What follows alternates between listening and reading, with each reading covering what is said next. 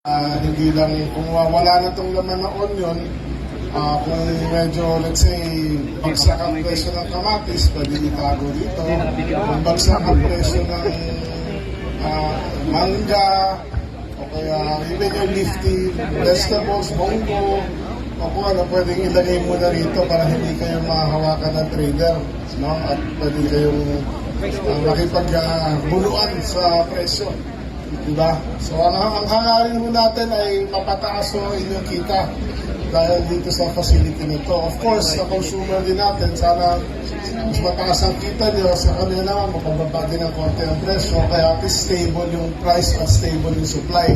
At wala tayong itatapon na overproduction man o kaya kung bagsak presyo, wala na kayong gano'y ibenta. Diba? Minsan, nagagari tayo. Naintindihan ko natin dahil ako rin nagtatanim din naman ako. Maliit lang yung farm ko pero naintindihan ko yung sitwasyon. Sana sa agriculture, galing din naman ako sa agricultura talaga, lalo na sa pangingisda. Pati nga pala isda, pwedeng itago rin dito. Although sa isda, pag tinago rin dito, hindi naman, depende, no? Kung magtatago ka, kasi hindi talaga pwede dapat itago ang isda at saka ang gulay sa isang cold storage. Pero kung yung isda, i-vacuum pack nyo, i-plastic din nyo, pwede itago sabay. Diba? So, diskarte lang ho. Diskarte yung dyan. At kanina nga nakita ko, sabi ko kay Mayor, pwede pa natin tulagin ng processing area. Yung sa, para pwede nilang mag-value added.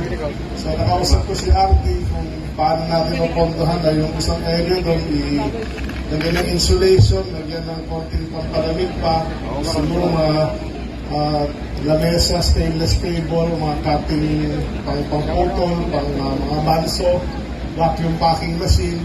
Pwede na kayo mag-pack dyan. Pwede may carrots kayo. Ang carrots din pala, maganda sa carrot, pwede mong i-freeze. Diba kayo daw, mag-harvest kayo ng carrots, bagsak ang presyo. Pwede natin, of course, kailangan linisin sa processing area. Pwede nyo chop-chopin na yan, into cubes o kaya strips. Tapos impact, pwedeng i-freeze yan. Pag freeze yung carrots, pwedeng itago yan isang taon.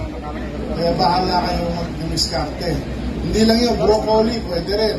Bell pepper, pwede rin. Marami.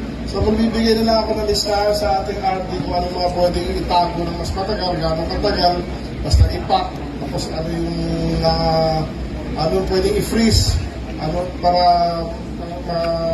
malaman nyo lahat, kasi mas magandang malaman nyo para alam nyo yung mga diskarte sa inyong farm, no?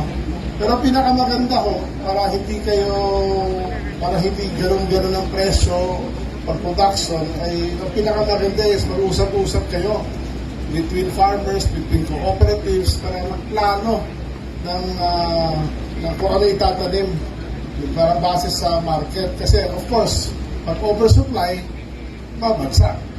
Kung kulang ang supply, tataas. So, importante maplano kung ano yung kailangan ng merkado, yun ang tanim.